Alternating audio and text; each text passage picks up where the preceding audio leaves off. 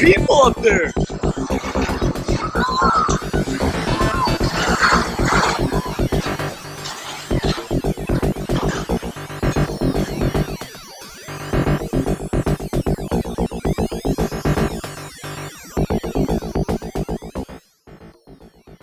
Welcome, new Templars. I'm Dylan Lewis Monroe, aka A145 the Mapmaker.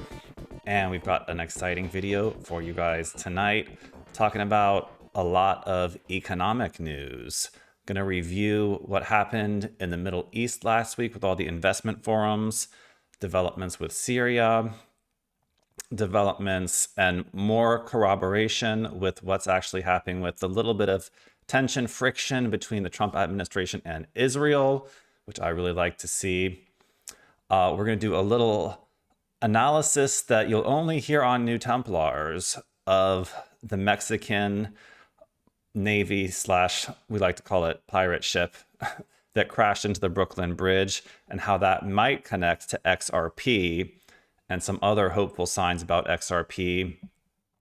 And then we're going to look at a few of the more left-leaning articles talking about how Donald Trump is monetizing the presidency for his own family, which, we'll see if we agree or disagree on that one. And so it's getting a lot of interesting news in this video, and I got to preface this with, it's not all necessarily super positive news. I'm seeing a lot more news this week that is looking like we are headed still towards a crash before the Jassara. So we've always said there was going to be a crash. We've already seen a little bit of a stock market crash.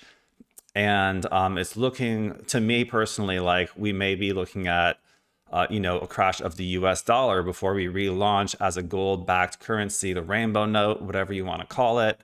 And, that may coincide with gold and XRP just going to the moon. And so that we may, as the truthers who have invested in these alternative forms of currency or store of values, we may be benefiting from this in the process of the dollar crashing, but there's a lot of sort of scary economic news that, I could just be all, rainbows and unicorns and X22, just everything's positive, follow the plan, just refer everything back to a Q post, but I'm being realistic here.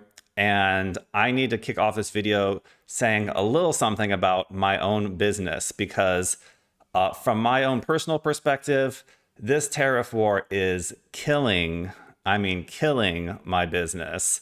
And I'm just going to run a few numbers by you to get started. But before we get into that, I do want to preface this because it may sound like I don't want anyone to accuse me of turning on Trump or turning on MAGA. But the way Trump is framing a lot of what's going on now, talking about,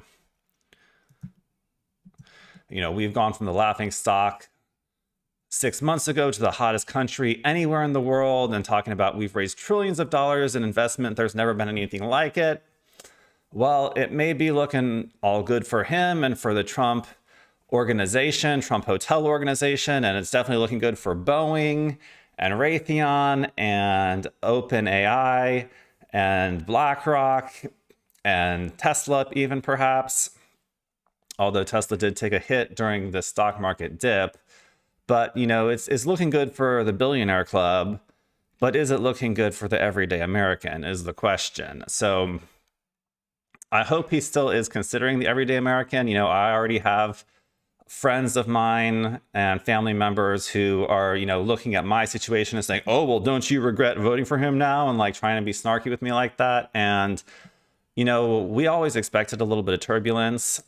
But, there's some signs now that it's looking a little bit like the Billionaires Insider Club is getting all these benefits. And, we, the people and the retirees and small businesses in particular, and businesses that deal in what you call non-essentials or discretionary spending type products, consumer products, art specifically, is like barely bearing the brunt of the negative effects of this tariff war. So where do I stand on it? Well, I'm willing to put up with a little bit of hard times in order to get to the better times on the other side. But I'm going to be vocal about this through the process. And, if anyone from the White Hats watches this channel, like, needs to know that the small businesses need a little help right now, as you'll see. But just so you know, I'm not turncoat quite yet. This is my birthday card I'm sending to President Trump. Melania sent out these birthday cards through the Republican National Committee. It was a pre-made card. You filled out a message on the inside, and like, I'm still giving Trump donations. So like, I'm still hoping that Trump is going to keep the small businesses in mind and, keep, at least manage this bankruptcy, manage this transition from the US dollar Federal Reserve debt note to a rainbow-backed, gold-backed treasury note in a way that's not going to be like a 10-year-long depression, that is not going to like drain all of our XRP savings because our income has been cut off, which is currently what I'm looking at right now. But this is where we're at. So it's like, I'm still supporting Trump and this agenda, and I've anticipated, a little bit of turbulence, but I cannot deny the numbers on my own business, which, from my standpoint, these tariffs are literally killing my business. And just, I don't usually reveal all my numbers, but just talking about, the past 2 months since these tariffs were introduced, April and May, my business is down 75%. And now keep in mind, this is already coming out of the Biden economy, which was not good for my business either. I would say, by the end of 2024, business was looking like it was about 50% down from the previous year in 2023, which was our best year of all time for my business, which is Dylan Lewis Monroe LLC, doing business as Deep State Mapping Project. And now, as I'll announce later in this video, doing business as D.S.M.P on the website dsmp.io. That announcement's coming later, but just got to clarify that. So yeah, it's like, I don't want to go into all the exact numbers, but, doing these calculations, my business is, 75% down from last year in May. Well, this is from mid-April to mid-May. And it's also 75% down from just last February of 2025. So, these tariffs have hit so hard, just the number of sales coming in. And I'm not even talking about like the actual tariffs affecting my bottom line. Like, that hasn't even hit yet. Actually, I've just put in my first order to a Chinese company to restock our Infinite Life Vortex tapestries. And I mean, I currently need to go check the email to see how much they're trying to charge us now with these tariffs. But I would say, most of our products are actually made in America. All of our paper printed products are made in America. The small prints are made here in Cincinnati. I'm not sure where the paper actually comes from, but, the printers in Cincinnati. The bigger posters are printed in California. I do believe it's a pretty much fully Chinese-owned company in California, which is how a lot of these products made in Europe or made in America are. It's like, it's made in our country, but it's like pretty much a foreign-run factory, or at least maybe like second-generation foreign-run anyways. But anyways, the posters are made in America. There's just a few products like the neons and like the tapestries, which we are making in China. And honestly, the tapestries made in China have a better quality and better color than anything I've made with American factories. So, I know we all want to relaunch American manufacturing, which is, would be a really great thing. But, we got to keep in mind that American factories have been pretty much dead for quite a long time. And it's going to be, I would say, like at least 5 years before we really get some good quality factories back online, even just to get the equipment and to get personnel trained, and maybe even 10 to really get them operating at a competitive level with Chinese factories. Because like, just in the tapestry department, it's like they just got their game on lock in China. Like, they've been doing this for the past 30 years consistently, and Americans are just kind of like trying to catch up playing major catch up at this point, which I know we can get back there, but this is going to be a long journey, and Trump's only in this presidency for 4 years.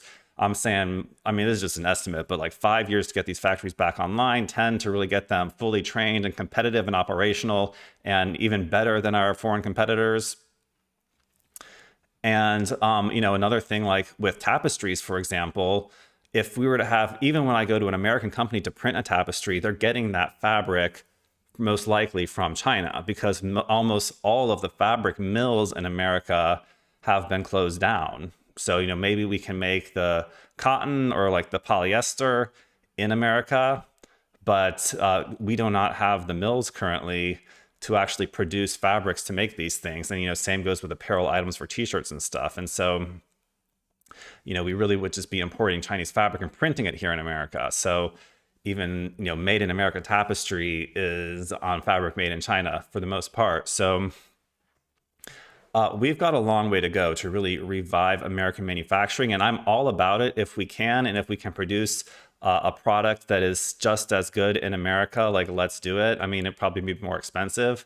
I consider China like not the bottom of the line labor anymore. Like that would be more like Bangladesh and other countries, further down the chain. But of course, they probably get paid a lower minimum wage in China than we do here in America. And so like any American product will be probably more expensive, but, minus the tariff and plus maybe possibly better quality. It's like, you never know. So it might be worth it. But, I try to source all of my personal products, like the best product we can get for the best price. And, sometimes it's China, sometimes it's America.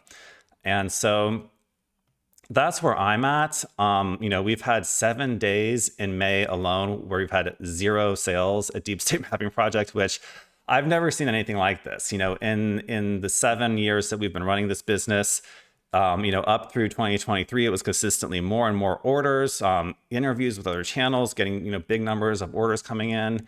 And like I said, it kind of tapered off, kind of almost like cut in half in 2024. And now it's like cut in a quarter again in 2025. And so,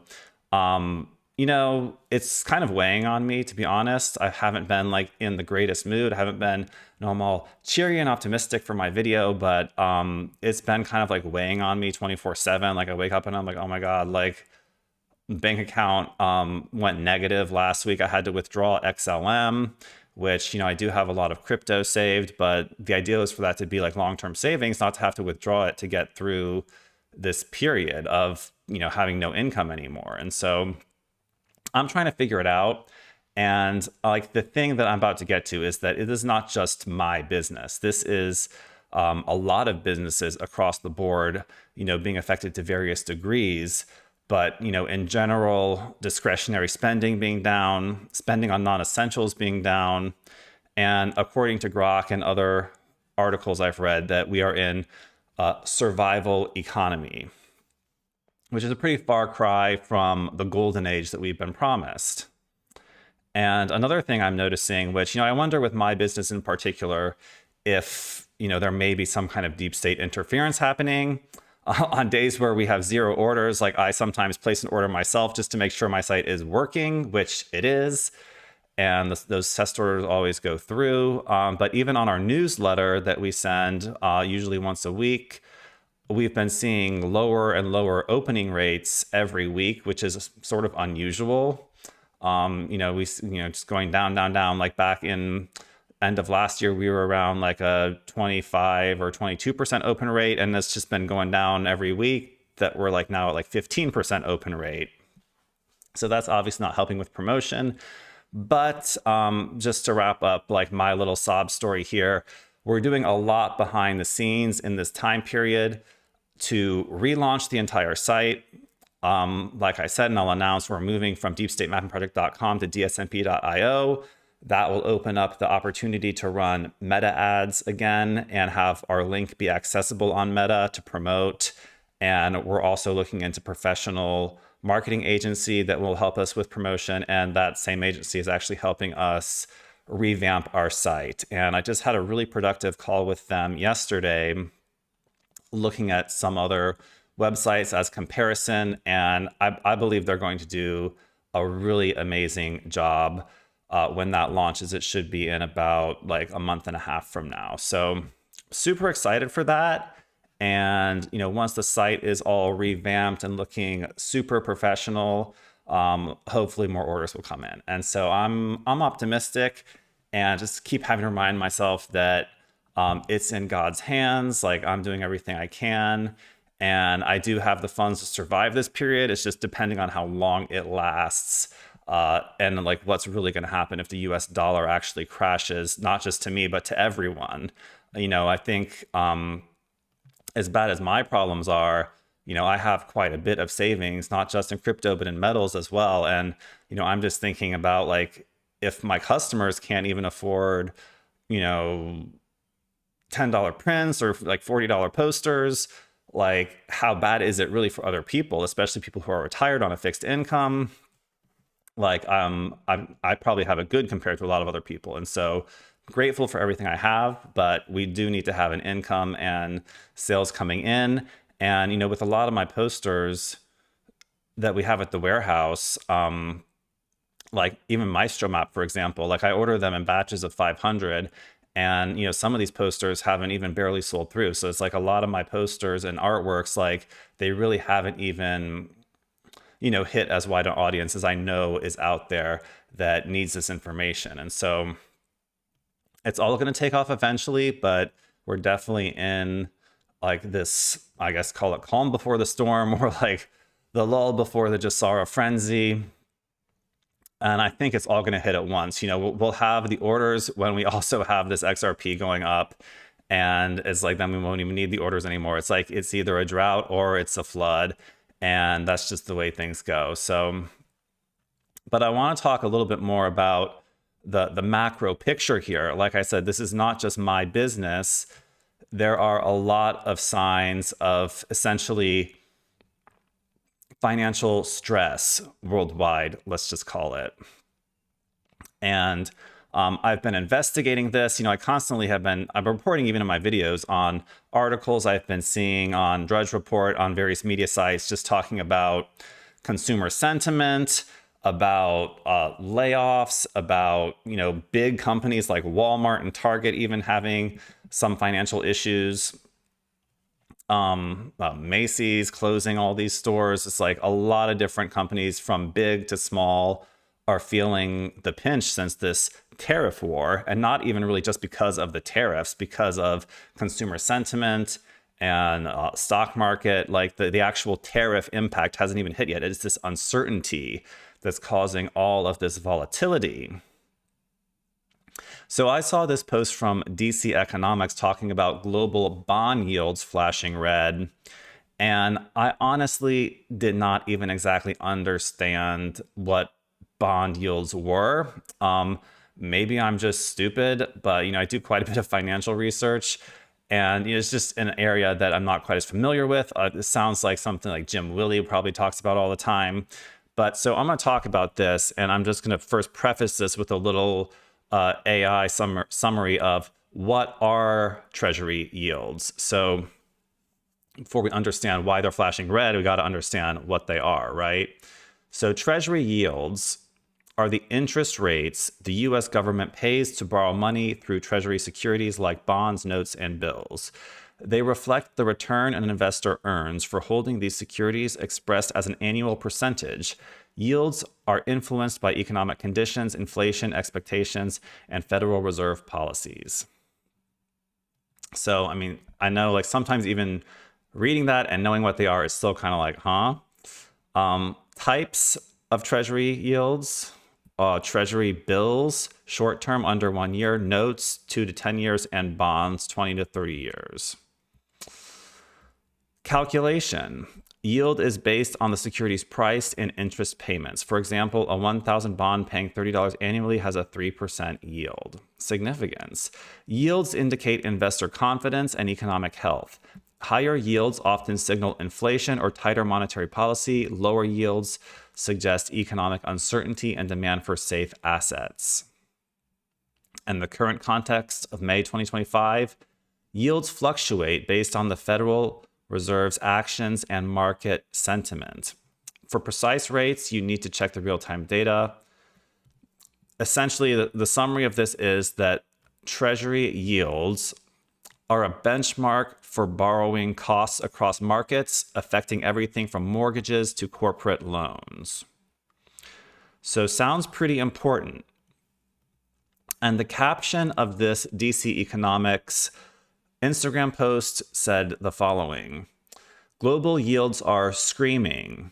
30-year government bond yields are surging across the world, from the US and Germany to Japan and UK. This isn't just volatility, it's a coordinated signal of global financial stress. So that is key. Global financial stress and a survival economy is what we're looking at right now. And as important, as huge as this is, I really don't feel like it's getting talked about like that much in the mainstream. It's kind of like being swept under the rug while so many people and businesses are like basically in a panic. The Fed is holding the line on high interest rates, and that has a ripple effect far beyond the US borders. When the world reserve currency stays expensive, emerging markets and developed nations alike are forced to act. To defend their currencies and credit markets, they start liquidating what they can, dumping US treasuries and other sovereign debt. That selling pressure drives yields even higher. In a liquidity crunch, anything and everything gets sold. It's not about fundamentals, it's about survival. So there you go, the survival economy.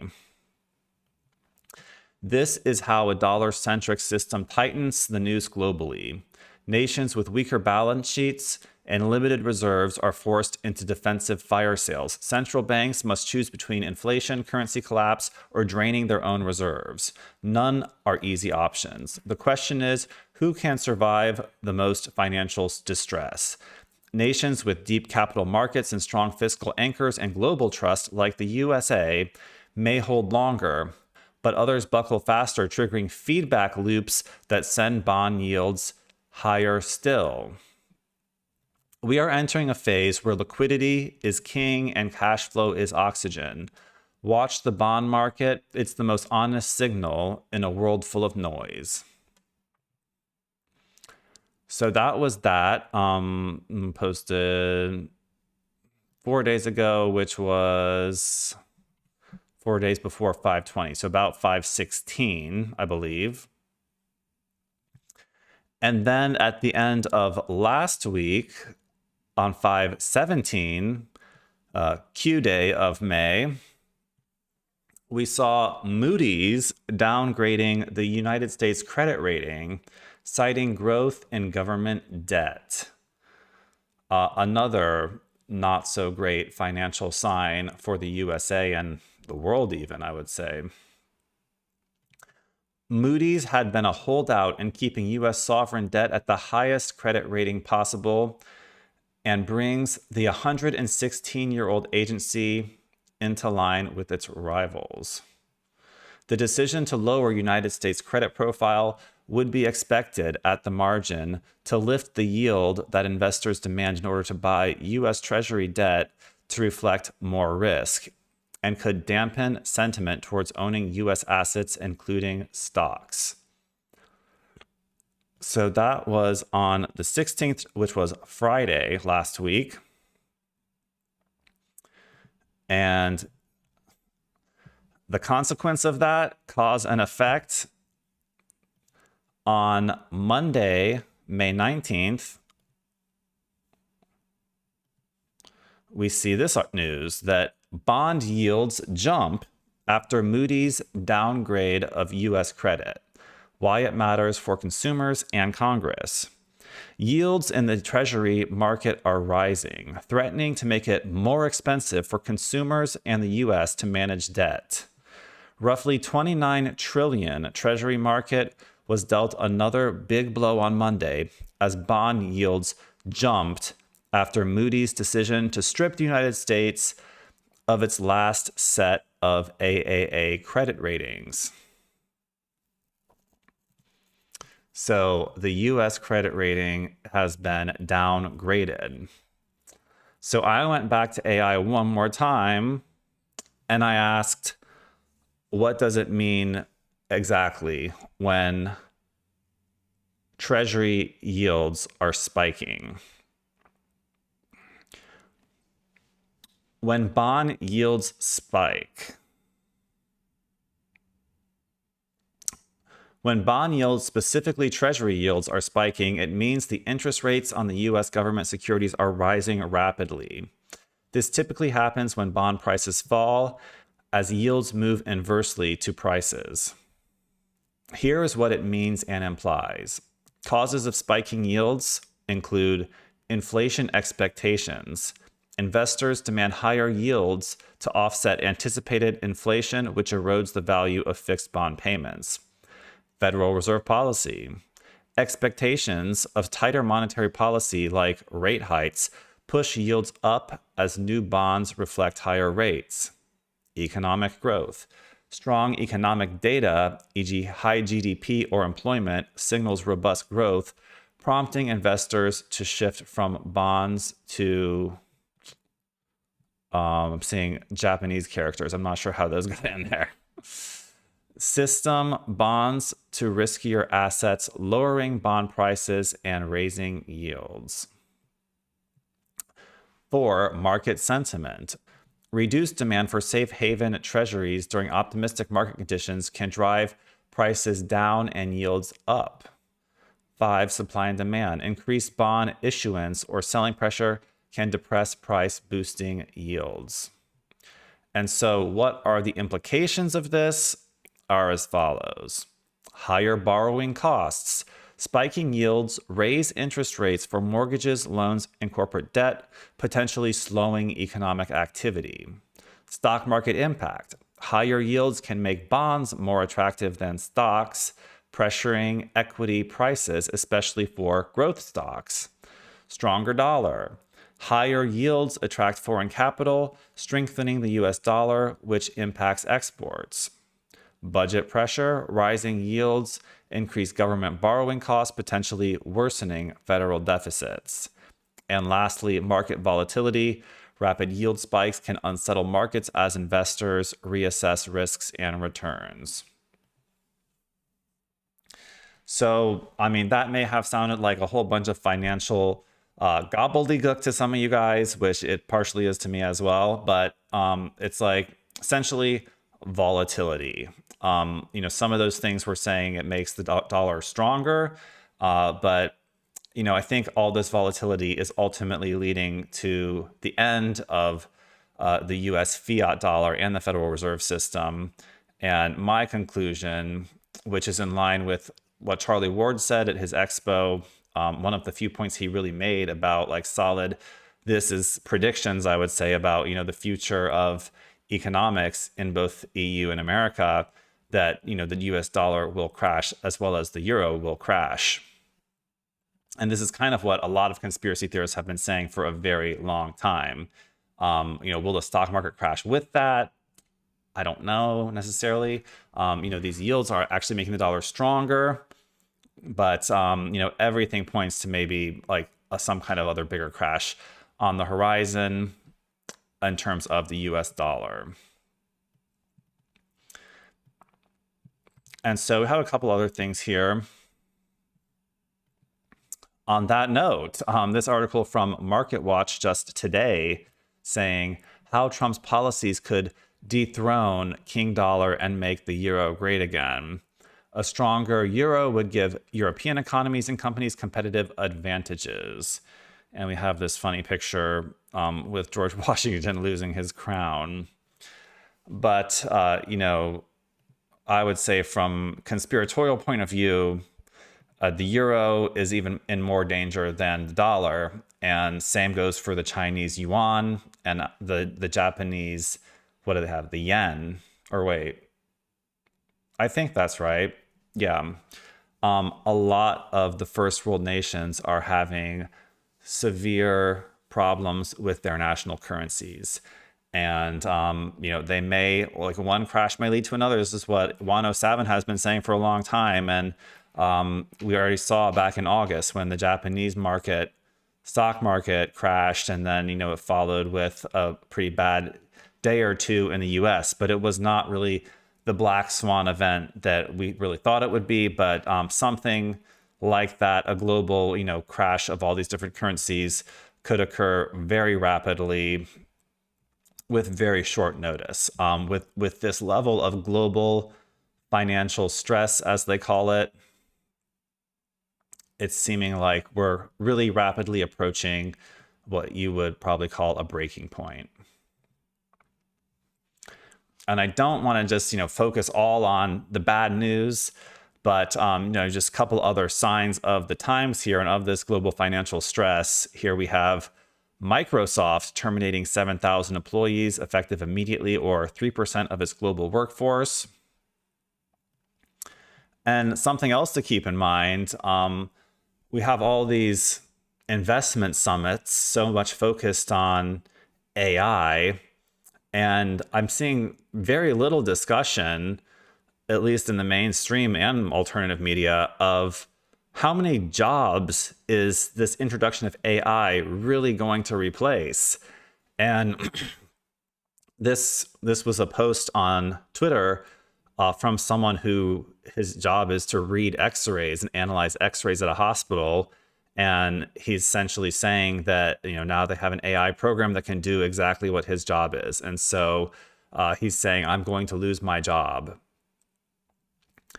And I mean, I am just seeing this AI thing like exploding in every field. Everything Trump's talking about, all these different meetings and summits, just AI here, AI there, AI everywhere. And we need to have like a solid economic plan of when all these people lose their jobs to AI, what's it going to be? Is it going to be this universal basic income that the New World Order has talked about? Or I did quite like what Elon Musk was saying at the Saudi Investment Summit about it won't be a universal basic income, it'll be universal high income. So I am fairly confident that the white hats have a plan of what to do with the humans when AI takes over all of this. I mean, you could call it grunt work, depending. There's going to be, it's going to take over all levels of work, from the grunt work to the advanced work. I've even had thoughts about, my main skill is like Photoshop and illustration. And the AI image generation has pretty much eliminated that as, something that corporations need to hire humans for. Of course, they need to hire someone to actually tell the AI what to make, but that's going to take a lot less hours than actually doing a lot of this work by hand. So, we are on the cusp of an AI revolution that will replace a huge chunk of the job market in all different sectors. And that's definitely going to have effect on the economy.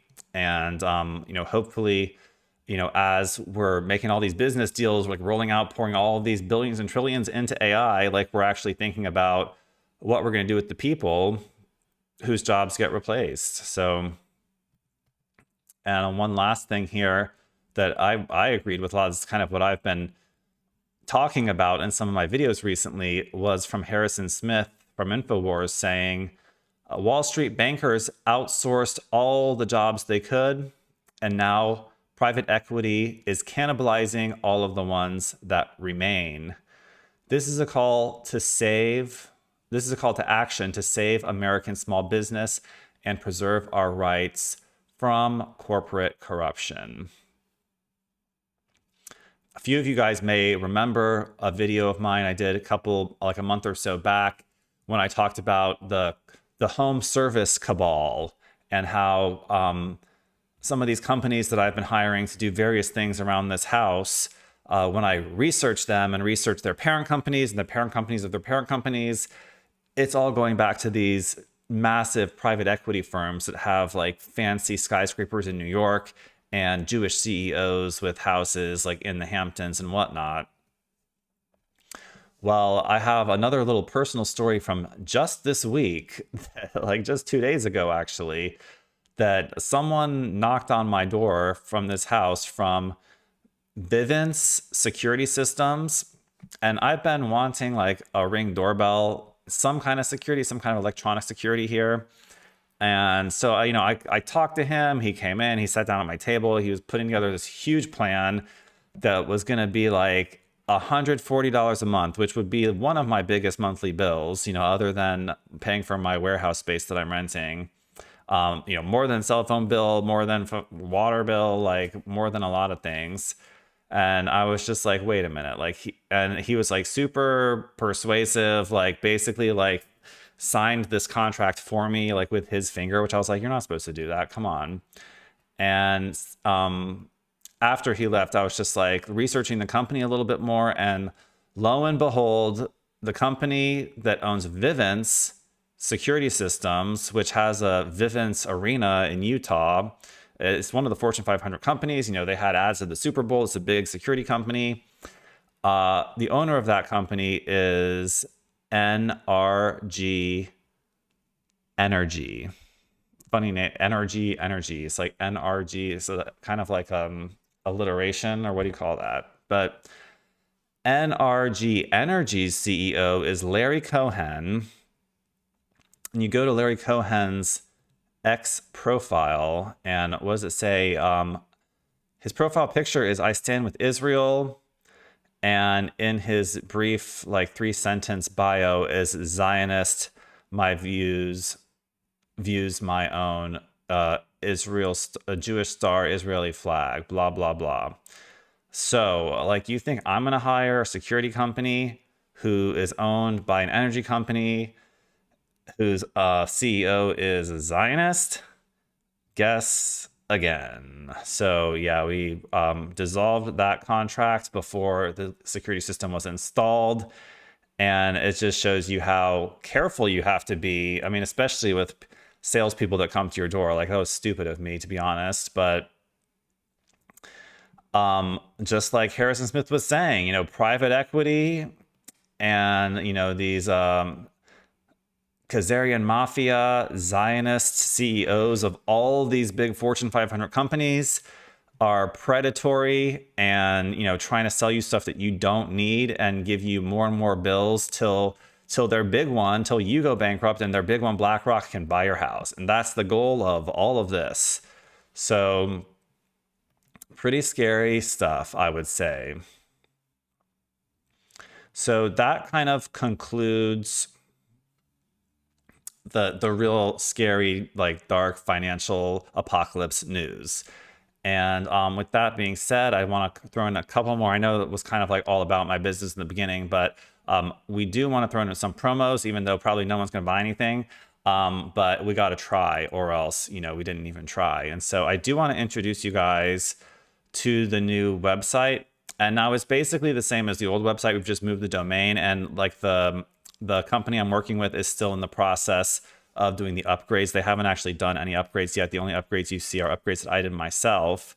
But just to show you that this is going to be the new Deep State Mapping Project site. Is it going to look completely different once they revise it? But it's dsmp.io. This is the new logo on the homepage. So just if you end up here soon when you go to deepstatemappingproject.com, just know that this is official. It's an official redirect from the old site to the new one. And it's all the same products. We got a new newsletter service. So I just want to show you guys, this is the new site. And don't be shocked if you see it when you try to go to deepstatemappingproject.com. I will be setting up a redirect link probably on Thursday this week. Thursday the 21st is my game plan of when we're officially going to switch over. But both of the sites are currently active. On Thursday, the old site will be turned into a redirect to this new site. And so if you see this logo, know that this is the new official Deep State Mapping Project. You haven't been sent to a scam site. We have a lot of people that are like, oh, I can't tell if your site's just a scam or not. I'm like, it's an official website. Like, this is it. This is it. And it's going to be getting even a lot, like way better within a month or so. So I don't usually say this, but I am going to say it in this video because we kind of have hit the hard times here in the art non-essential goods community. If everyone watching this video could scroll down here to this little PayPal donations button And if you could just donate, like I know we're all broke as a joke and can't afford like the laminations and posters, but if you could just donate 1 or 2 or 3, or might be pushing it with 5, but $5, let's just say, let's start with 1. How about, and make it a monthly donation. If everyone watching this video could do that, it would really save me from having to get a job at McDonald's flipping burgers, or I don't know, sending my CV to the CIA and selling out. Like, I don't know what I'm going to do if sales just stop coming, or spending all my savings in crypto. None of those things I want to do. But if we could get a few donations just to stay afloat, I would really appreciate it, you guys. And like, you know, that's kind of the point of all these videos, is to have like a little flow of income and to get the word out and be doing good things for the awakening and for the world, while at the same time having a little business out of it. And so if you guys could do a donation, I would really appreciate it, and make it a monthly one. And you can always cancel once XRP goes up and we don't need it anymore. You can always cancel that. Aside from that, you know, we have, of course, our best sellers. The Healing Web was the best seller last year. This is like the main thing we've been selling, is a Healing Web, which, if you like the Healing Web, highly suggest getting yourself the Infinite Life Vortex as well, which we do sell as a fold out poster. Folds all the way out to 24 by 24, or you can buy it as a flat 24 by 24 if you don't want to have the creases. And we also sell it as 40-inch by 40-inch. So this is Healing Web 2.0. New and improved. We're just ordering new tapestries of these because we had sold through the first order of 50 tapestries of Infinite Life Vortex. Of course, our newest one, which you see down here, is the D-Web, which also comes in a sticker. And anything you order from us, you'll get the D-Web on our new flyer. So this is our main flyer for the website, which actually we'll have to update with D.S.M.P.io soon.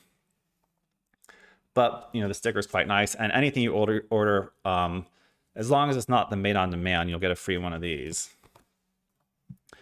I do want to mention that we have just released a new version of our classic Q key.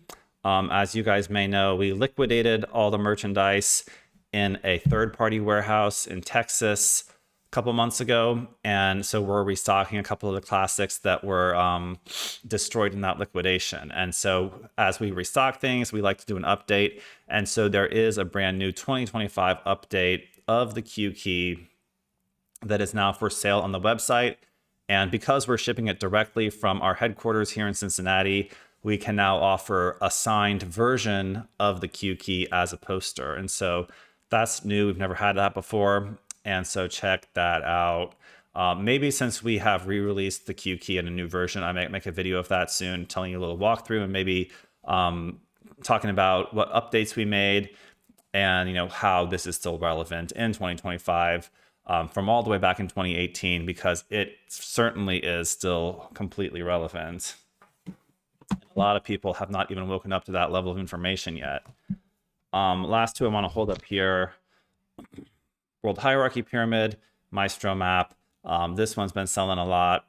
This one, we've sold a lot of the downloads, but we still have a lot of posters of this one, Maestro map posters, which are, I mean, amazing. You got to have, it's a moment in time, it's a moment in history, and it's even a moment into the future. This is the plan for the future of the Maestro. We did not include the crash on this one, but it would definitely have Jasara coming after the crash included on there. So Maestro map. And lastly here, I want to throw in one little promo for one of our body affiliate products, which is ASEA. And I have been using ASEA, how long? At least 3 years now, probably ever since like 2021 or so. And I love ASEA. I love the liquid you drink. And I just got these two in the mail today, which I think I'm going to open them on camera for you guys. I've been using their topical gel ever since I was drinking the liquid. This is great for all kinds of topical applications. My left arm is covered with mosquito bites right now. Sometimes I like it for mosquito bites, other types of bug bites, eczema, acne, cuts and scratches, like anything you want to heal. This is the Revitalizing Redox Gel Renew 28. So this is like one of their main staples.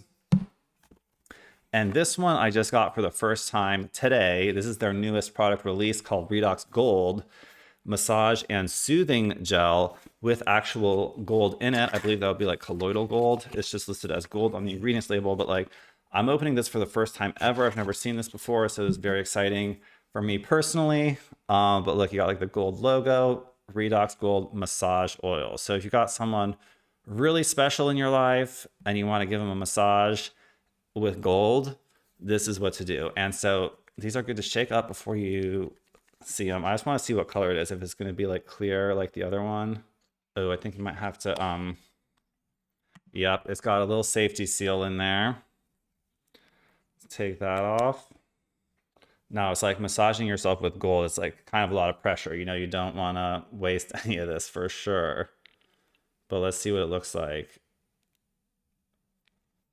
All right, it looks basically like the other one. It's like clear gel, so amazing. Amazing. We'll see how it works on the massage table later on. But yeah, ASEA, once again, link in the description. ASEA, it's great to have a subscription to this stuff too, so that you don't run out of the stuff that you drink and the stuff that you apply topically. Sometimes, you know, I like to try their new things, not necessarily have everything in their whole collection in stock at all times, but I like to bring their moisturizer with me on vacations. And I definitely use this one, the Renew 28, and the drinking one all the time. So ASEA product I really believe in. It's based on redox technology, which is essentially a salt solution that has gone through a patented electrical process to turn it into active oxygen species that mimic a lot of the natural defensive signaling molecules in your body. So I like to sometimes consider it like a plasma infusion of like an artificial plasma. And so it's great for you. It's great for your body. So that is it for the promotions for now. Once again, link in the description, deepstatemappingproject.com, as well as link in the description, ASEA affiliate link. And don't forget to sign up for our newsletter on the homepage of deepstatemappingproject.com or D.S.M.P.io to get notified of all our new video drops, expo announcements, sales, and more. All right, guys, back to the content of the video.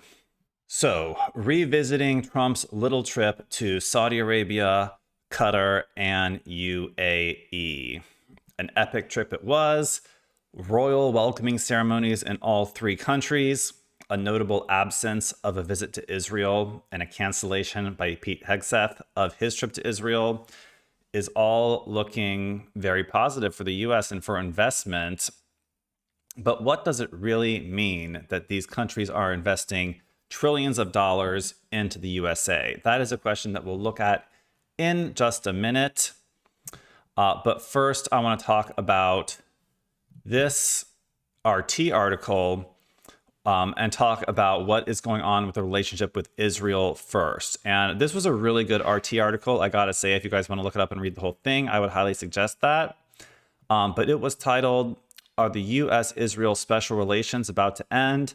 Donald Trump's Middle East tour conspicuously excluded the Jewish state, potentially signaling the start of a new foreign policy paradigm." And so it goes on and on about actually the whole trip in general. You know, this article was not just about Israel. And, you know, a lot of this rumors started with a Jerusalem Post article saying that Trump might soon recognize the Palestinian state, which I reported on last week. And I was very specifically saying that that was just a rumor, which that still is just a rumor. The U.S. has not recognized Palestine as a full statehood yet, and a little bit more on what that means and why we haven't to come here in a minute. But there have been like, while that Jerusalem Post article was essentially a rumor, and I would say even a little bit of clickbait talking about Trump will recognize the state of Palestine, there have been several other articles in all different media publications talking about essentially the deterioration of the Trump-Netanyahu relationship, including this one from New York Times, a very well-known New York Times writer, Thomas Friedman, saying this Israeli government is not our ally. So that's a very shocking statement coming from the Jewish-owned New York Times. But this RT article, which was actually an opinion piece, had some really great summation essay, I would say, about what this big trip to the Middle East was all about in general. So I'm going to read a couple paragraphs here from, well, I'm not going to try to read that person's name. Murad Sandy Gzad. He's Russian. In total, Trump's Gulf tour yielded over $2 trillion in contracts and investment pledges, an economic windfall of historic proportions. But beyond the numbers, the trip marked a fundamental redefinition of American foreign policy. From projecting power through military force and ideological alignment to securing influence through economic penetration and transactional partnerships. Trump unveiled a new image of the U.S. not as a global policeman, but as a global entrepreneur, a nation that negotiates not with declarations, but with data, contracts, and employee metrics. This new model resonated deeply with the Gulf monarchies themselves, which are undergoing profound transformations. Once solely reliant on oil exports, these states are rapidly evolving into tech-driven economies with ambitions to become global hubs of innovation, finance, and logistics.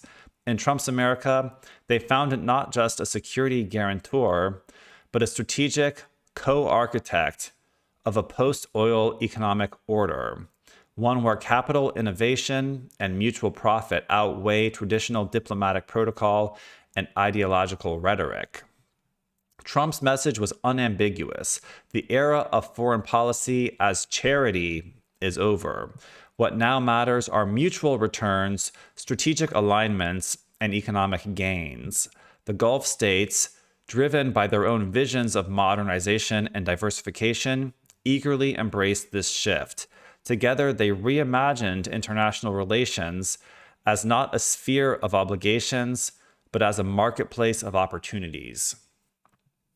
So I thought, this is all from this article that, the title's about Israel, but it had quite a bit of information and opinions of, summarizing this whole trip to the three nations that he actually did visit. And I thought that was a really good summary. A lot of that was kind of echoed in the actual speech that Trump gave in Saudi Arabia, the epic speech at the economic forum that they hosted. But I thought that journalist did a nice job of summarizing the significance of this shift in foreign policy from essentially warmongering to economic deal making. And it's even great for the Gulf states that they have evolved beyond, just being solely reliant on their oil exports, which I think we are rapidly approaching the end of the age of oil, which is something that no one is talking about. But obviously these Gulf states are preparing for and being invested in AI, microprocessors, different industries, tech in general, and finance. They are very well preparing themselves for, not running out of oil, but for discovering new and better energy sources, which no one is talking about, but is most definitely on the horizon here. Which, the one person that talked about it was Trump in his 2017 inauguration speech.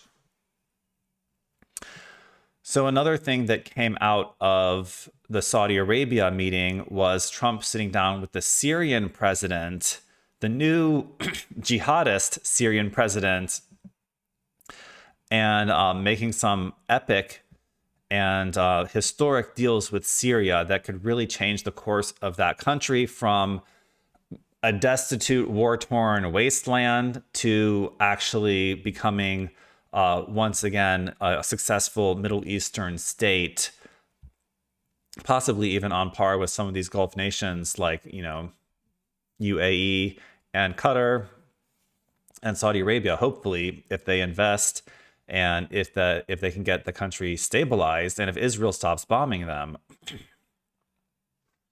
But this RT article also talked about Syria a little bit, saying that tensions have also sharpened with Israel again over the future of Syria. Israel refuses to recognize the country's new leader, Ahmad al-Sharara, branding him a former al-Qaeda affiliate and a dangerous actor. Israeli airstrikes on Syrian territory continue. The buffer zone in the Golan Heights remains under Israeli control, and the Druze population has formally been placed under Israeli protection.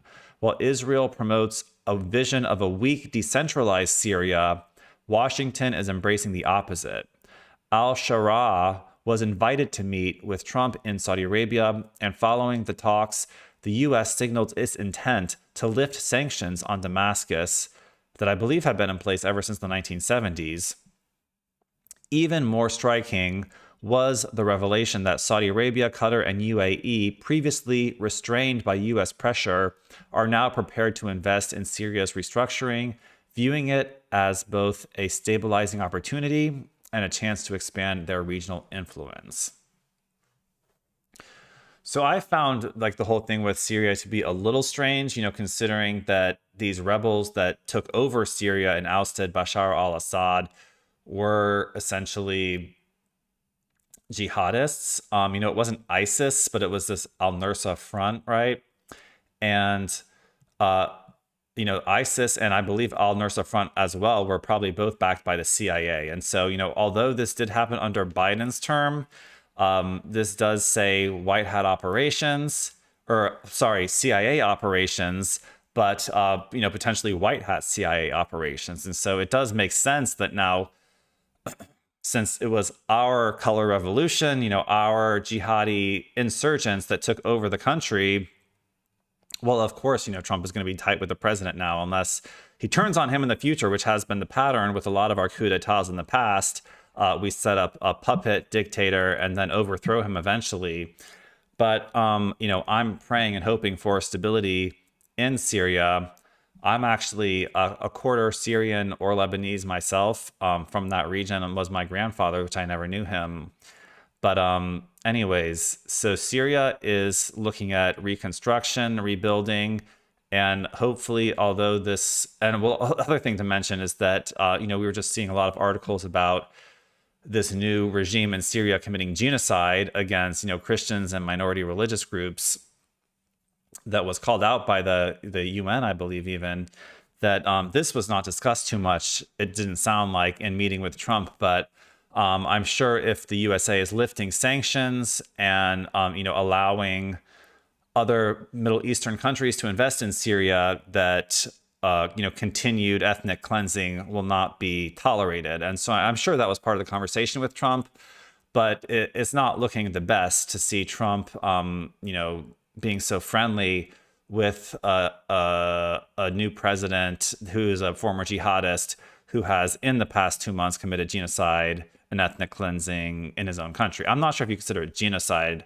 I'm not sure how many people actually died in Syria, but there was definitely articles and video footage somewhat talking about some ethnic cleansing and some, families being rounded up at night and put into mass graves. And so hopefully that can end. Now, still on this RT article, still talking about Israel, the RT article went through the various ways that, in a way, Trump is turning on Israel, at least doing things that Israel does not necessarily approve of. Some might call it stabbing them in the back in various ways, which include dealing directly with Iran via Oman on their nuclear programs, dealing directly with Hamas to get U.S. hostages released from Gaza, Pete Hegseth canceling his trip, and of course, Trump excluding Israel from his Middle East trip, which the article was saying no other president has ever done on a Middle East trip. Like, they all go to Israel when they go to the Middle East. This was like the first time that a president only went to the Arab Islamic nations and snubbed Israel. On the subject of potentially recognizing a Palestinian state, this article said that Trump may recognize Palestine state. Thus, a new geopolitical reality is taking shape before our eyes. In this emerging landscape, Donald Trump appears less inclined to view Israel as an indispensable ally and more drawn to a politically agile, economically potent, and regionally assertive actors across the Arab world, including Turkey. If rumors of Palestinian state recognition prove true, it will mark the end of the long-standing era of special relations between the U.S. and Israel and signal the dawn of a new chapter in American Middle East policy, one governed not by ideological loyalty, but by unambiguous political and economic rationality. So I'm loving this. I mean, ever since Trump has gotten into office in this term 2 or 3, whatever you want to call it, Israel and his relationship with Benjamin Netanyahu and not condemning the genocide in Gaza has been his weakest point by far.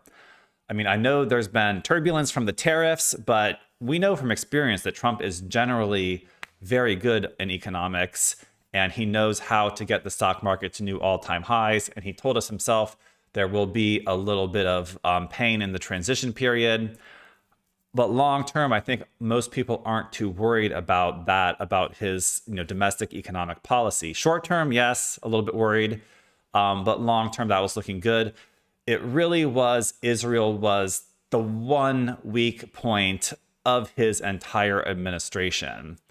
And now that weak point is strengthening into a stronger position and hopefully taking the right side of anti-genocide, of anti-Zionist crusade to dominate the entire Middle East, and actually showing respect to these other Middle Eastern countries that have been historically sanctioned and condemned to poverty because of these sanctions, as well as having allowed Israel to bomb the crap out of them, including Lebanon, Syria, and Palestine, and maybe a little bit in Jordan as well.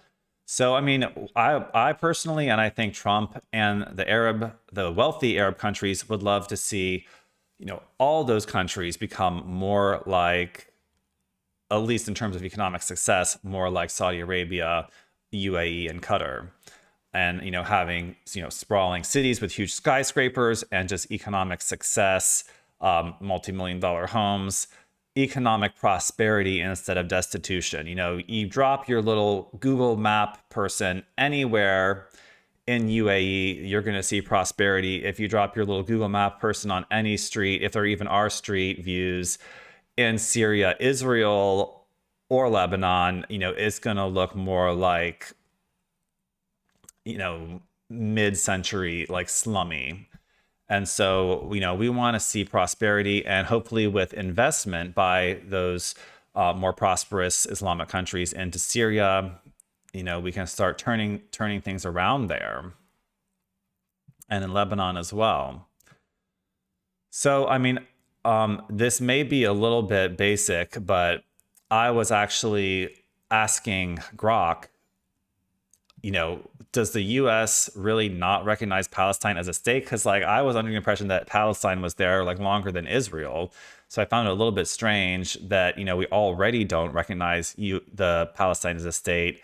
And so I was just trying to get a little bit on the history of that. And what I got back was that the United States does not currently recognize Palestine as a sovereign state. Instead, it recognizes the Palestinian Authority as the governing body of the Palestinian territories, which includes parts of West Bank and Gaza. The U.S. considers these territories to be under negotiation for a future Palestinian state contingent on a peace agreement with Israel, often framed within the context of a two-state solution. The U.S. position that Palestine statehood should emerge from direct negotiations between Israel and Palestine rather than through unilateral recognition or international declarations. This stance was reinforced when the U.S.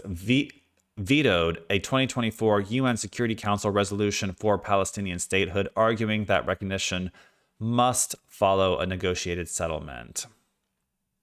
In diplomatic terms, the U.S. engages with the PA on a non-state entity as a non-state entity with limited self-governance, providing aid and maintaining relations while withholding full statehood recognition. Historically, and then I was like, well, isn't Palestine like older than Israel? However, historically, the area known as Palestine was under Ottoman and then British control via the Mandate until 1948, not existing as a sovereign state in the modern sense. The U.S. thus treats Palestine as a historical and geographical region, currently comprising territories with partial self-governance rather than a state. This aligns with its broader Middle East policy, prioritizing Israel's security and a negotiated two-state outcome. So that is the technical legal state status of Palestine, in case anyone was wondering. There's also this article talking about the Trump administration working on a plan to move 1 million Palestinians to Libya. Details are murky and no final agreement has been reached, but the plan is under serious enough consideration that the administration has discussed it with Libyan leadership. And I believe that there is a chance that some of this relocation may have already happened and that we're kind of seeing a white hat reenactment. That's what I'm hoping. I mean, clearly this Gaza's been bombed to smithereens. And hopefully if white hats have been sort of behind more aspects of this plan, that they would have been relocated. And, you know, people were saying to Qatar as well, possibly to Qatar, Libya, and other Arab nations, hopefully prior to a lot of this obliteration that Israel carried out. And that is my hope, but I would not say I would necessarily bet on that. So now I did want to say a couple things about a little more about the summit that occurred in Saudi Arabia, as well as the meetings that happened in Qatar and UAE. You know, we just reported on it very briefly last week. We were like one day into it last week, and so we hadn't really seen the full drama of this entire trip. And dramatic it was. This was the Burj Khalifa in Dubai lit up with the American flag with its LED exterior. And a lot of people were talking about the purple carpet. The purple carpet was a calm, perhaps. So I got pretty excited about this myself in the beginning until I looked up pictures of other heads of state visiting Saudi Arabia. And as it turns out, they all actually do get the purple carpet. The purple carpet is just a Saudi Arabian thing that they roll out for heads of state. So this was not unique to Donald Trump. However, there were a lot of other ceremonies and honors given to him that were quite unique to Donald Trump, including medals, necklaces, awards, dances, sword dances, swinging of the hair dances, a lot of things that were just like, what is his actual status? And I want to talk about this Saudi-US investment forum and explain to you guys, you know, what does it really mean that these countries are investing 600 billion, 1.2 trillion, 1.4 trillion. And honestly, like, as I was watching this, I had some concerns myself about what does this mean? Like, is Trump like selling off our whole country to them? Was a concern that I had. And I did some investigation. I was asking Grok, and I've been having a lot of pretty long conversations with Grok, to be honest. Not taking everything at face value, of course, But just seeing, what information is coming out of there, corroborating it online, corroborating it with what my intuition tells me. And when I brought up some of these concerns about, is he selling off America to these Gulf nations, or like what kind of investment is this really? This long section of responses from Grok that I don't really want to read the whole thing, but essentially, like it was saying, he's not selling off the country, and for the most part, that these investments are not buying majority shares in everything. However, there is some cause for concern about, even if, say, an American company or whatever has like even if it's like a 49% Saudi Arabian or Qatari owned share, that still carries quite a bit of weight in the direction of the company. And if they say, we're going to pull 49% of the investment if, you don't institute Sharia law, for example, there's like a little bit of a chance that the company might, cave and institute Sharia law, like in their own company policies. Like that's just an example. That's like my concern here. But, we're primarily talking about agreements in artificial intelligence, defense and arms purchases, energy and infrastructure, manufacturing and industry, real estate and other sectors. And they're just basically, they're putting money in, expecting these sectors to grow and to have a return on their investments. And so, theoretically, on paper, this should be a win-win for both sides. It's not selling off American assets. It's not necessarily giving them majority stake in anything. But there is some cause for concern. And there's also a lot of people talking about, is Trump profiteering for his own business as well? And we'll get to that in a second here. But I would say overall, I was going to go into more depth on this, but we're already pretty far into this video. And overall, it's just looking like very strong economic partnerships that will be mutually beneficial, and, not necessarily any overt signs that, we're handing over the keys to America to the Middle East, and hopefully they can be our allies and investment partners and not start filtering in their Islamic ideation into American companies. But that is a concern of mine, even though Grok wasn't saying it, and I haven't really read it in other articles. I'm wondering how much Middle East influence is going to shape these American industries with all this investment. But maybe it could go both ways. I know a lot of these Middle Eastern countries are slowly, I don't want to call them radicalized with their Islam, but what do you call it? Traditionalist or like Puritanism. A lot of them are sort of becoming more westernized, I would say, as opposed to more radically Islamic or traditionally Islamic. So, we're both going to influence each other. Like that's the way globalism works. They'll become a little more Western and we might become a little more Islamified. But, if we can have a little more of their architecture and a little more of their prosperity, that wouldn't be a bad thing. But, we got to watch for the women's rights. So last thing on this Saudi summit that I want to bring up, which connects to the next subject, which is XRP, is the stage set. And I noticed this almost immediately, at least from these wider shots of the stage set. It was pretty hard to even find photos or, basically had to take still frames of videos to really see the stage set of this Saudi Arabian, what do they call it? Like the Saudi U.S. Investment Forum 2025.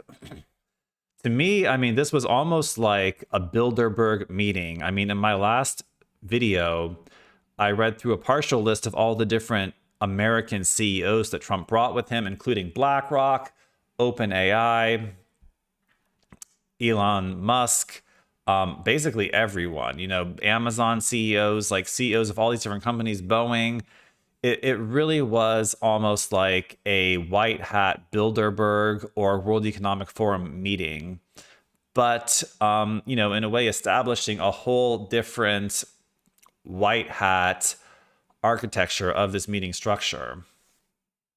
And so, you know, while we associate World Economic Forum and Bilderberg like with very negative deep state cabal activity, you know, part of this summit was obviously publicly, you know, aired out. Like they, you know, had these public televised broadcasts of a lot of these meetings. But at the same time, you know, there's a lot of, you know, backdoor deals happening, a lot of agreements being made in secret. And hopefully, you know, these are going to be beneficial to the world population and not just making trillionaires out of like a smaller portion of the billionaires and sending the rest of the world into destitution, which has been the goal of other meetings like this at World Economic Forum and Bilderberg and Bohemian Grove. But, you know, my hope is that like, these are the white hats. This is the Earth Alliance, as we call it, and that, you know, they're paving out a brighter path for humanity into the golden age for both countries, or all 3 or 4 countries, for the whole world. But what I want to talk about, the stage set here looks very much like 2/3 of a Ripple logo. If you zoom in here, I'm sure you guys all know what the Ripple logo looks like. It's like the triescalon, you know, the 3 balls connected in the middle. And the stage set, very eerily similar to at least like a 2-ball arrangement, like the Ripple logo, with the straight kind of like catwalk going back, you know, leading to a 3rd small ball up at the top here. So between the left and the right ball, plus the one up there, well, I mean, kind of looks like a ding dong in balls as well, you could say. But the shape is unmistakably a little bit reminiscent of Ripple. So I think that was a little bit of a hint, possibly, of the new financial system coming in. And so now we get to the pirate ship, which I still have no explanation for. But this was the Mexican Navy putting on some kind of a display on the East River, New York City, leaves the port, I believe, near South Street Seaport, and immediately crashes its masts into the Brooklyn Bridge. And mind you, you know, with full lights, like hundreds of people on the shores watching this thing, like it was a public display of complete incompetence. And there was even sailors standing throughout all the masts. I believe, like from what I have researched, you know, these sailors stand in these massive, these more traditional ships to operate the sails as it's leaving port, and also just kind of as like a display for onlookers. And the display turned into horror as, you know, these masts were, you know, cropped off about a quarter to the top, and many of the sailors on top masts were left dangling, 2 of them killed. And I mean, how could this failure have been, you know, so incompetent? You know, there's the official explanation is that they had engine failure and strong currents in the water, and the boat was essentially like sucked upstream without the engine running. So they're going to do an investigation, and they're not going to know for like a year or something. But we're really not getting a very good official explanation of why this happened. But you know, it could have been some kind of ritual. But what came to my crazy conspiracy theorist, XRP obsessed mind was this little XRP prophecy cartoon that we've been talking about for several videos back since the crypto summit at the White House. And, or, you know, remembering the sailboat from this picture. And no, we're not seeing necessarily yellow, purple, and green flags. I mean, we did see the Mexican flag, which is 3 colors on that ship, but that's red, white, and green. Well, we matched one of the colors. I might be stretching a little bit here, but people have been picking up on more and more of the symbolism from the original cartoon, which this is the full cartoon that was posted by that, I forget the name of the account, but it's a Twitter account that's posting essentially cartoon XRP prophecies. And people were picking up on more of that symbolism just on Trump's Middle East trip that just happened. And so one of these is the pearl in a shell, which is actually something that you see in Qatar. And now we had already talked about from the crypto summit that the golden key looked a lot like the golden key that is part of the FIFA trophy that Trump has apparently stolen for the White House. Is still in the White House. He loves it so much. And people are talking about the red carpet in Saudi Arabia looked very similar. I'm sorry, the purple carpet looked very similar to the purple carpet that was one of the main features on this cartoon leading to the castle, with the XRP flag on the top and the banker waving the white flag of surrender and smaller flags of BTC and USD. So XRP is the purple. And people are also connecting the green road to Ripple's acquisition of the company Hidden Road, which is, another big transaction that Ripple made recently. And so the green road kind of goes off screen. It's the hidden road. And so we're slowly seeing sort of real world fulfillment of a lot of different aspects of this cartoon. And I'm still very curious about these sort of translucent ghost books, like what that could mean. Damn it, I thought of it before this video, but now I'm forgetting what I thought it could possibly signify. But ghost records,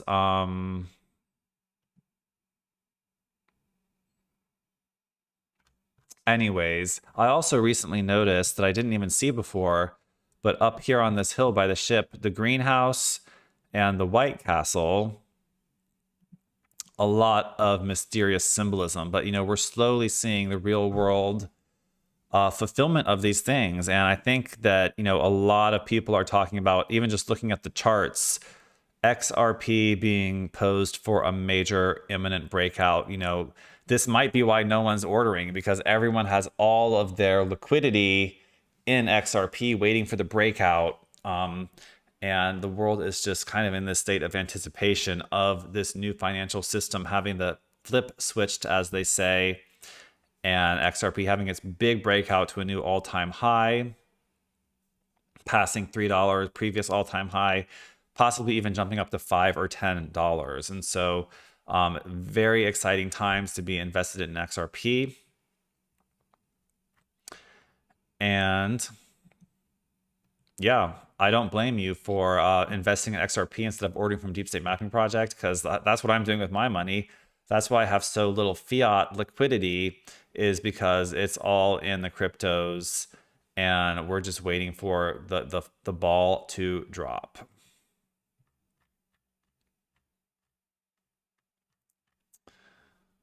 So I have a couple other articles here that are, there was 3 articles just today on Drudge Report that were a little more critical of Trump and the strategies that he's pursuing and his relationships with these Middle Eastern countries. I think it's good to just keep an ear out for, what people are saying. Like, I do think that he's doing good things for the country. And personally, I don't care if he wants to build towers in all those countries, build a Trump tower in every city over there. The more Trump towers, the better. He makes great hotels. And I don't wish that his business should suffer just because he's president. Plus, it's Eric Trump running the business anyways. President Trump's not making the deals for these towers. And, they all want his brand in their countries. And I don't blame either the countries or Trump himself. But some of these criticisms, it's always good to have an open mind and hear the criticism to just make sure we're not blurring the lines too much between personal gain and presidential power, which I do believe, like Trump launching the Trump meme coin 3 days before the election might have been pushing that boundary a little bit too far. But this first article was titled, I guess I didn't save pictures of these articles, but the first article was titled, Qatar Lobby Reaches Deep into U.S. Conservative Media Documents Show, saying that newly revealed DOJ documents show Doha's increasing efforts in right-wing outlets, including Fox News, to promote favorable narratives. Critics warn of growing Qatari influence after Trump's public praise of the emirate. And so this article was saying that Qatar's influence has extended into academia, real estate, sports, and even U.S. media, particularly Fox News, mirroring its conservative tactics in Israel's Qatargate affair. Documents submitted to the U.S. Department of Justice under the Foreign Agents Registrant Act reveal Qatar's deep penetration into American media landscape, particularly targeting conservative outlets. So could this be New World Order coming online, or is this just the U.S. forming a better relationship with Islamic nations as opposed to Israel, which might not be a bad thing unless these Islamic nations are secretly run by crypto Jews that are just New World Orderists in a different form. And another article linked on Drudge called White House LLC was even more critical, saying Donald Trump is taking advantage of his presidency to promote his and his family's businesses, disregarding conflicts of interest or ethical considerations. So, of course, they're talking about the plane that Qatar donated to them, talking about Trump's meme coin. Like I said, like it's pretty hard to justify that not being a money grab based purely on becoming president. Talking about his towers and Dubai and Jeddah, which, again, like I said, he can build as many towers and golf courses as he wants. It's not even him, it's Eric Trump. And the golf course that is being planned to be built in Doha, Qatar. And also, I didn't know this, but apparently Trump himself is receiving giant multi-million-dollar settlements from Meta and X for banning his accounts back in 2021. Now,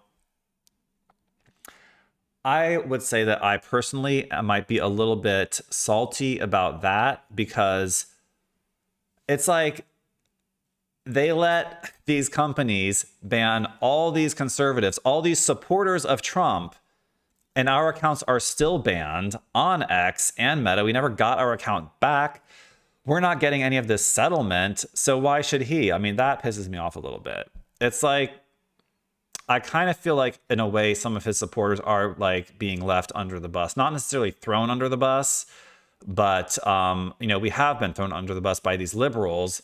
And now Trump and like his closest circle of billionaires and trillionaires are making this huge comeback, and they're just kind of like leaving everyone who supported him like in the dust. At least that's how I feel a little bit. So I'm not turning on Trump. I just sent him his $10 birthday present, but I'm just reminding Trump and the white hats that you need to still like help out your supporters who are not necessarily billionaires. Like, we're trying to survive here.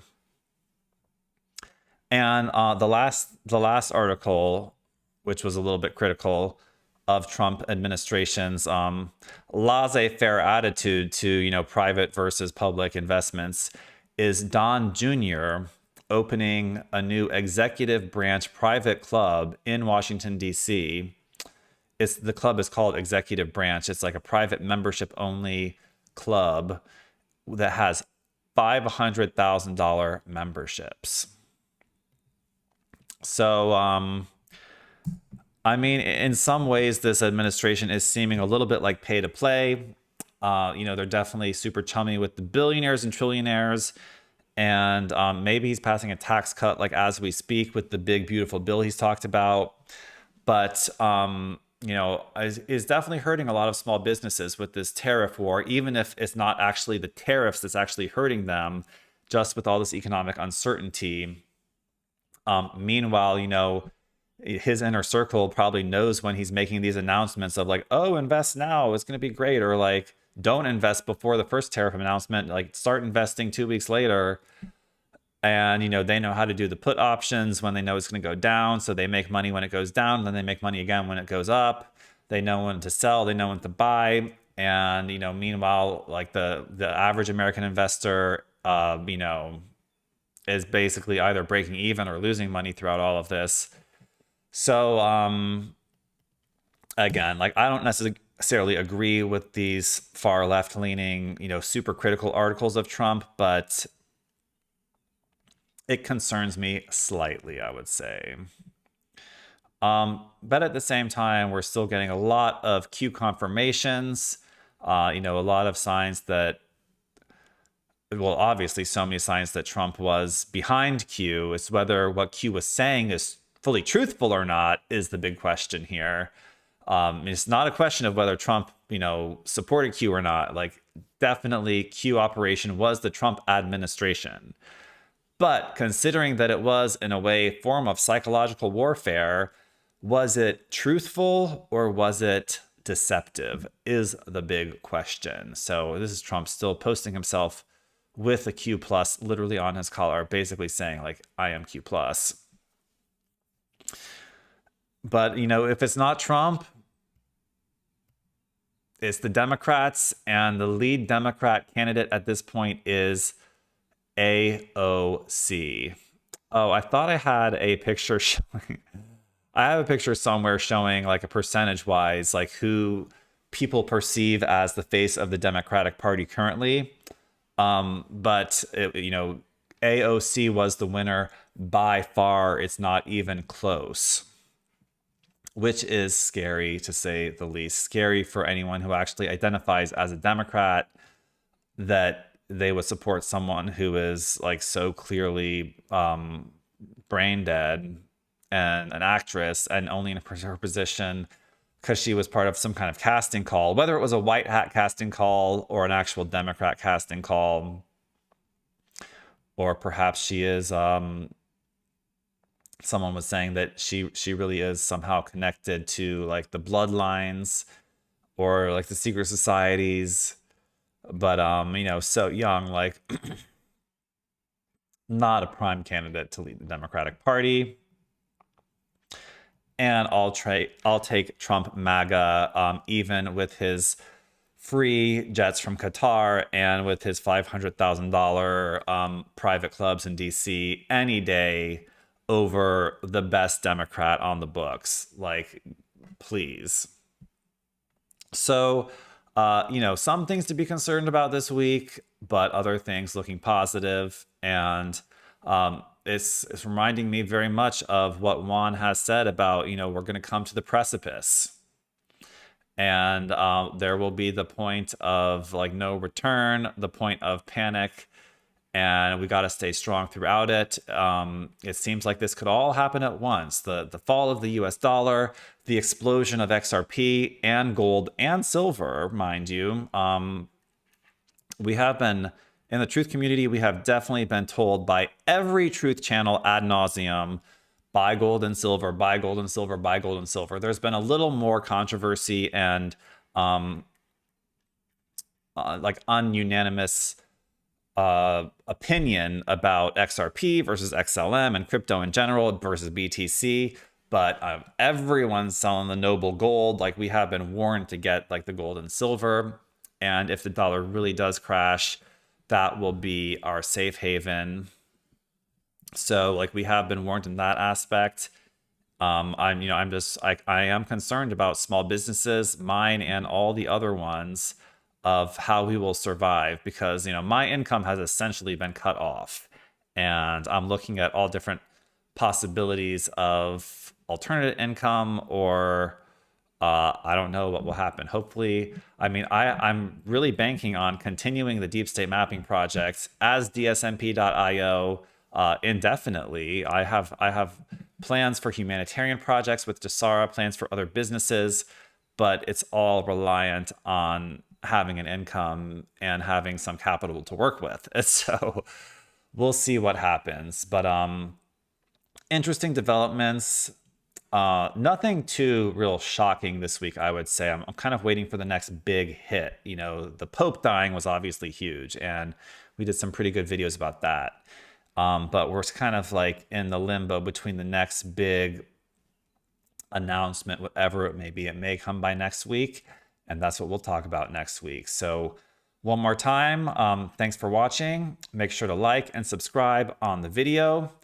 DeepStateMappingProject.com for all you see behind me and much more, including the body section of all our affiliate body products, and of course the crystal section, which I know that I'm not a bad artist because not even the crystals have been selling from Tucson, and I mean, you cannot go wrong with crystals. The crystals have always sold in the past, and this time around it's like nobody's buying anything because everyone's putting all their money in XRP. And I don't blame you, but if you want to support one more time, please go on the homepage of D.S.M.P, and we'd really appreciate if you guys could set up a tiny monthly donation, even if it's $1 or $2. It would really help. The more you guys that could do that would really save me, get me through this tough time. But of course, I would even more prefer if you would actually buy the products. I don't like to just be a beggar. I like to be a salesman and an entrepreneur. And we have like over 400 amazing products listed on the site. So check out the crystals, the body, the posters, the fashion, the t-shirts, hats, the backpacks. Check it all out. DeepStateMineProject.com. Very soon to be DSMP.io. And hopefully launching that on Thursday. So next week it will be all DSMP.io, and we will see you next week on the next video.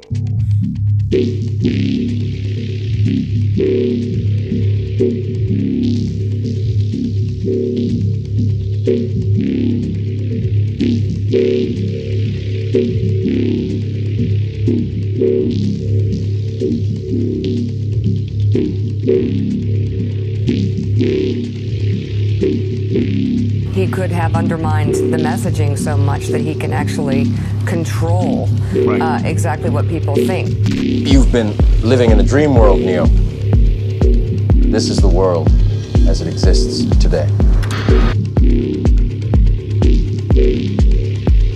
And welcome to the future of finance.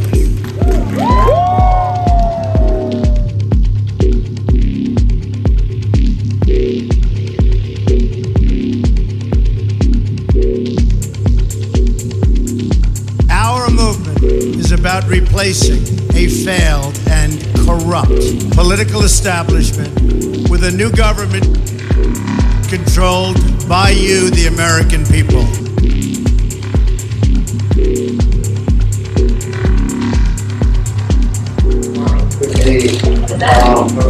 What's going on? You'll find out. You'll find out.